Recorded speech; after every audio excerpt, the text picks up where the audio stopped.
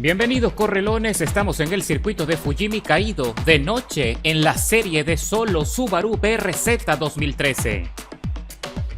Y ya sabes que en esta serie todos usamos el mismo coche en igualdad de condiciones mecánicas, así que para poder ascender en la tabla solo necesitas tener capacidad adaptativa, habilidad al volante suficiente para dominar el coche y por supuesto, y no menos importante, tienes que encontrar el ritmo para dominar el circuito. Así que vamos a ver qué pasa cuando ya nos estamos acercando a los primeros giros, que son los más peligrosos porque hay mucho jugador malintencionado que pretende sabotear la experiencia de otros, como en este caso, que ves a todos esos jugadores entrampados allí de forma infantil y me escapo de ese grupito conflictivo escalando hasta la 11ª plaza. Me estoy acercando al lote de 10, vamos a ver si puedo seguir avanzando, tengo que encontrar los espacios mientras me peleo con el coche para conseguir tracción suficiente y poder gestionar las curvas con más velocidad. Ahí me dan el primer tortazo, el primer contacto fuerte, menos mal que lo hizo justo antes de entrar en la curva, así que no fue un punto frágil y pude corregir. Mira la cantidad de jugadores que se ponen en fantasma. El sistema está ayudando bastante últimamente en este tipo de carreras para evitar accidentes que puedan complicar mucho la experiencia, pero aún así no te salvas de que intenten hacerte trompear, como en este caso que me arrastran directo al muro de contención y trata de sacarme, y el otro también buscó venganza y lo puso a trompear.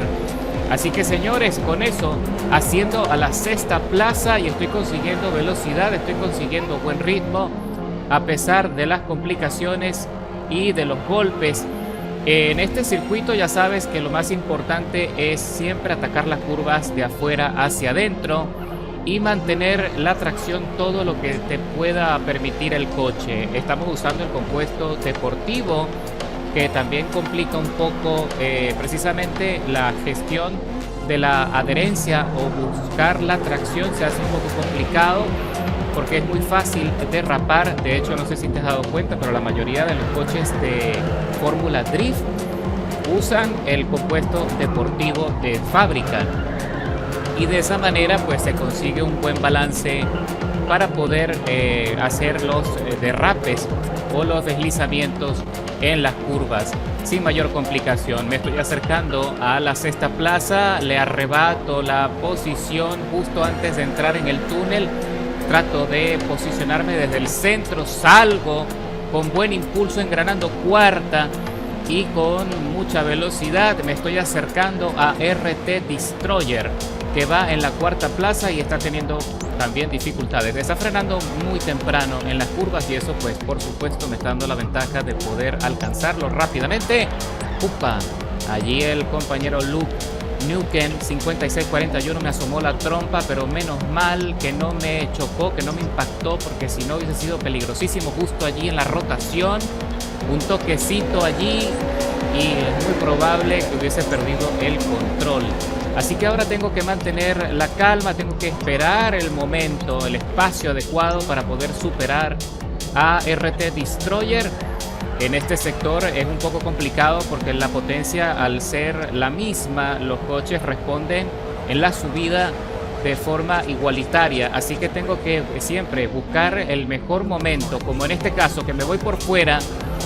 Y con eso, señores, me consigo meter en la 4ª plaza con una maniobra sensacional. La verdad es que me encanta la forma como se conduce este Subaru BRZ con esta configuración deportiva. Yo no sé si tú has tenido la oportunidad de probarlo, pero esta serie me ha parecido desde siempre muy divertida. Y con la incorporación de Fujimi me parece que este coche es perfecto para disfrutar en este circuito. Otra cosa que no les he dicho es que como yo conduzco con manual y embrague, hay una ventaja significativa en el control de la aceleración. Es más rápido el coche, pero también es un poco más complicado poder hacer el engranaje porque al usar precisamente el embrague de fábrica es muchísimo más lento y tienes que practicar mucho para no pelar el cambio, por decirlo así, de no equivocarte, porque si no se queda trabada la velocidad y eso más bien te quita impulso en vez de darte ritmo o darte aceleración. Entonces hay que practicar muchísimo, entender cuál es el límite de revoluciones para poder engranar, para oprimir embrague y luego velocidad. Tiene que ser en ese orden, primero embrague y luego velocidad.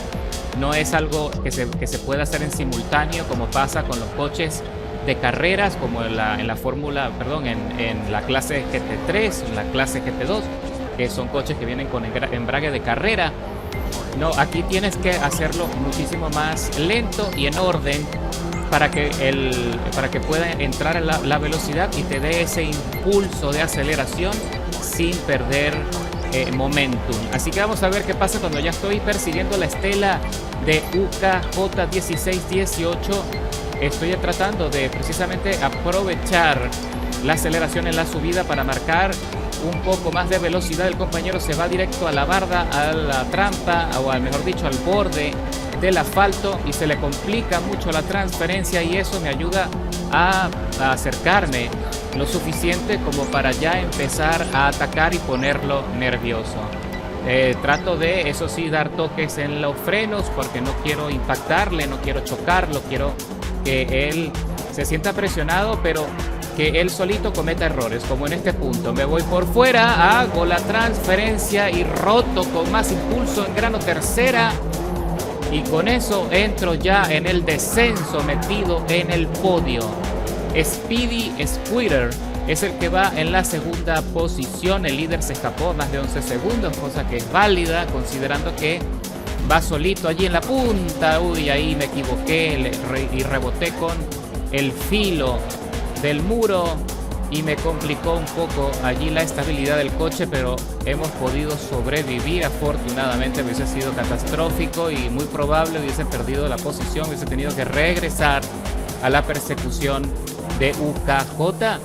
Mira qué balance, piso a fondo y entramos en el túnel con buena velocidad. Aquí hay que tener cuidado porque uno se emociona como estamos en descenso y el coche toma impulso. Hay que tener cuidado porque siempre hay que frenar. Hay que frenar de forma drástica, pero sí tienes que disminuir con anticipación para que no te vayas a encontrar con el muro.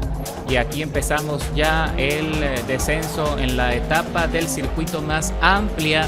Me estoy acercando rápidamente a Speedy Squirter, que está teniendo también dificultades para sostener el ritmo. Ya me conozco este sector y me siento muy cómodo, incluso con este coche, a pesar de que no tiene la mejor adherencia. Pero créeme que por ser un coche de clase B y es muy ligero también, es un coche que se conduce perfectamente, no tiene ningún tipo de truco ni nada, solo hay que gestionar el acelerador, frenar con anticipación antes de atacar la curva y estar siempre vigilantes del minimapa. Si aún no tienes un conocimiento amplio del circuito, si no reconoces todas las etapas, siempre te puedes apoyar en el minimapa para poder superarlo y evitar así choques y rebotes que puedan complicarte el ritmo de carrera. La verdad es que se disfrutan mucho, ya lo he dicho bastante y no me voy a cansar de decirlo.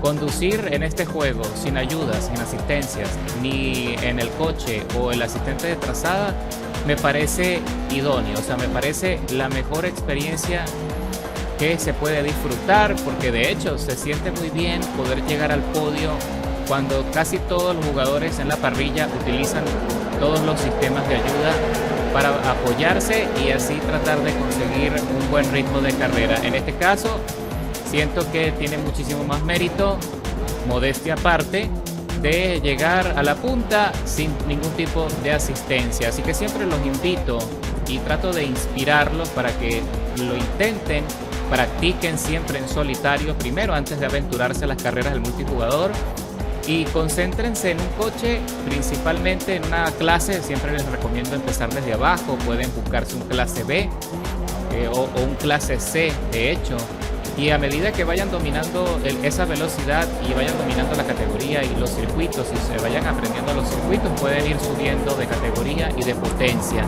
Mira qué rápido me acerqué a Speedy Squirter, pero lamentablemente no fue suficiente como para poderlo superar en el cierre, y cruzamos la meta.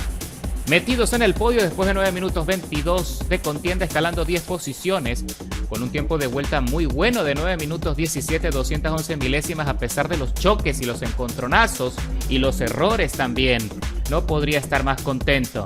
Y bueno, como ya sabes, en esta categoría, como no podemos instalar piezas mecánicas, no podemos tunear el vehículo, el único consejo que puedo darte es que ajustes la presión de las llantas o de los neumáticos a 30 psi adelante y atrás para que tengas una buena tracción en cualquier recorrido de esta categoría. Nos vemos en la carretera. ¡Buena suerte!